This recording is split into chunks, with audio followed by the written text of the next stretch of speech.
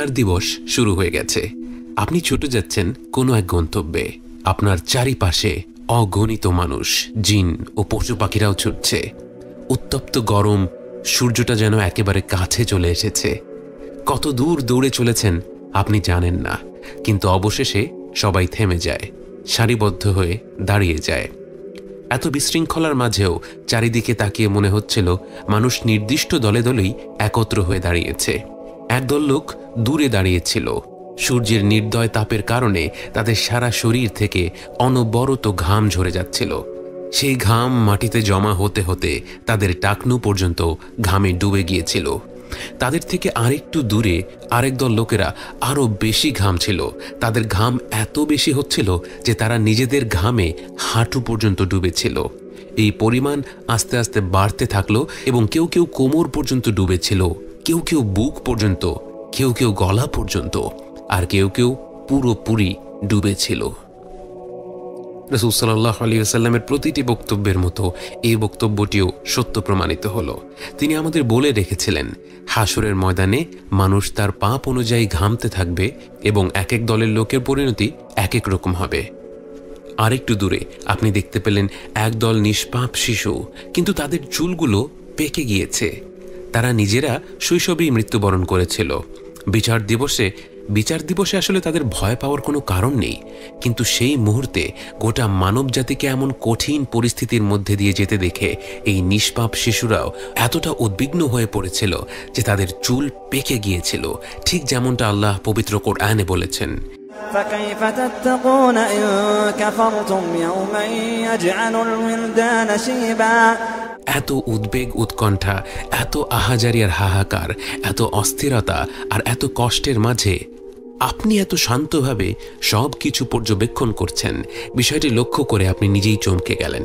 আপনার আশপাশের মানুষগুলো যথেষ্ট শান্তিপূর্ণ অবস্থায় দাঁড়িয়ে আছে। তখনই আপনি লক্ষ্য করলেন আপনারা যেই জায়গাটিতে দাঁড়িয়ে আছেন সেখান থেকে শুরু করে একটি বিশাল অংশ জুড়ে একটি নির্মল ছায়া বিরাজ করছিল। শুধু ছায়াই নয়, সেই ছায়ার সাথে সঙ্গী হয়ে এক অদ্ভুত প্রশান্তি খেলা করছিল সেখানে। আপনার মনে পড়ে যায় রাসূল সাল্লাল্লাহু আলাইহি ওয়াসাল্লামের সেই বাণী, 7 ধরনের মানুষকে আল্লাহ তার ছায়ায় আশ্রয় দেবেন এমন এক দিনে যেদিন তার ছায়া ব্যতীত আর কোনো ছায়া থাকবে না। তারা হলো ন্যায়পরায়ণ নেতা, যে যুবক বা যুবতী তরুণ বয়স থেকেই আল্লাহর ইবাদত করে বড় হয়েছে, যে ব্যক্তির হৃদয় মসজিদের সাথে সম্পৃক্ত, যে দুজন ব্যক্তি শুধুমাত্র আল্লাহর ওয়াস্তে একে অপরকে ভালোবাসে, দেখা করে এবং বিদায় নেয়, যে ব্যক্তিকে সমাজের একজন প্রতিষ্ঠিত নারী জিনার আমন্ত্রণ জানায় কিন্তু সে সেটা প্রত্যাখ্যান করে, যে ব্যক্তি দান করার সময় তা এমনভাবে গোপন করে যে তার বাঁ হাত জানে না ডান হাত কি দান করেছে, এবং যে ব্যক্তি গোপনে আল্লাহর কথা স্মরণ করে এবং তার চোখ ভিজে যায়। এর বাইরেও আল্লাহ রাসূল সাল্লাল্লাহু আলাইহি ওয়াসাল্লাম বিভিন্ন মানুষের কথা বলেছিলেন যারা তাদের ভালো কাজগুলোর জন্য কিয়ামতের দিন আল্লাহর আরশের ছায়ায় জায়গা পাবে। যেমন ঋণগ্রস্ত ব্যক্তির ঋণ শোধ করার সময়ের বৃদ্ধি করে দেয়া, আল্লাহর রাস্তায় যুদ্ধ করা, এতিমদের দেখাশোনা করা, আল্লাহর রাস্তায় ব্যয় করা, সুন্দর আচরণ করা ইত্যাদি। আপনি জানেন না কোন ভালো কাজগুলোর জন্য আজকে আপনি আল্লাহর আরশের ছায়ায় স্থান পেয়েছেন, কিন্তু আপনি আশ্চর্য হয়ে দেখছেন কিভাবে একই হাসরের ময়দানে ভিন্ন ভিন্ন মানুষের কত ভিন্ন ভিন্ন অভিজ্ঞতা। কয়েক দল লোকের চেহারা দেখে মনে হচ্ছে তারা বছরের পর বছর ধরে এই হাসরের ময়দানে দাঁড়িয়ে আছে, শরীর থেকে ঘাম ঝরছে, তৃষ্ণার ছাপ চোখে মুখে ছেয়ে আছে। অন্যদিকে যারা আল্লাহর আরশের ছায়ায় দাঁড়িয়ে আছে তাদের দেখে মনে হচ্ছে তাদেরকে হয়তো কয়েক মুহূর্ত আগেই পুনরুজ্জীবিত করা হয়েছে। আপনার মনে পড়ে যায় আল্লাহ তাআলা বলেন, তা'রুজুল মালাইকাতু ওয়ার রূহু ইলাইহি ফি ইয়াওমিন কানা মিকদারুহু 50,000 সানাহ।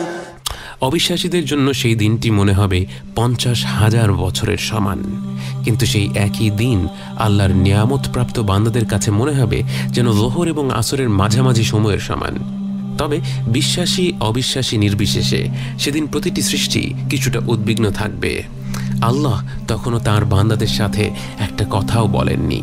তিনি নিশ্চয়ই রেগে আছেন, সবাই অপেক্ষা করছে বিশ্বজগতের রব, সব কিছুর স্রষ্টা, যিনি জীবনভর আমাদের সময় দিয়েছেন, আমাদের আহ্বান করে গেছেন, ভুল হলে ক্ষমা করে গেছেন, বারবার সুযোগ দিয়েছেন আমরা যেন তার দিকে ফিরে যাই। তার সেই আহ্বান অগ্রাহ্য করেছে তার কত কোটি কোটি বান্দা। আজ তিনি নিশ্চয়ই ক্ষুব্ধ। তার চূড়ান্ত বিচারের জন্যে সবাই অপেক্ষা করছে, যারা নিজেদের কুকর্মের ঘামে ডুবে আছে আর যারা শান্তিময় ছায়ায় দাঁড়িয়ে আছে, সবাই অপেক্ষা করছে। কিন্তু আল্লাহ কোনো কথা বলছেন না। অপেক্ষা করতে করতে সবাই তৃষ্ণা অনুভব করতে শুরু করলো। কিন্তু পানি কোথায়? যতদূর চোখ যায় শুধু সমতল ভূমি। কিন্তু হঠাৎ, হয়তো মিনিট 2-1 পর অথবা 1000 বছর পর, বলা মুশকিল, কারণ সময় এখন এক এক মানুষের জন্য এক এক গতিতে চলছে, হঠাৎ করে শোনা গেল একটি শব্দ, পানি। পানি উঠে এসেছে। নির্মম মরুভূমির ন্যায় এই জলশূন্য ময়দানের একটি বিরাট জায়গা জুড়ে পানি উঠে এলো। তৈরি হলো এক বিরাট পুকুর, কিন্তু এমন এক পুকুর যা কল্পনাকেও হার মানায়। এত বিশাল এক পুকুর, চারপাশে কোটি কোটি তৃষ্ণার্ত মানুষ। মানুষের তো সেখানে হুমড়ি খেয়ে ঝাঁপিয়ে পড়ার কথা, কিন্তু না, কেউ নড়তে পারছে না, অনুমতি নেই। এই পানি শুধুমাত্র বিশ্বাসীদের জন্য। প্রতিটি মুমিন ব্যক্তি তার জায়গা থেকে সেই পুকুরের দিকে এগিয়ে যেতে থাকে।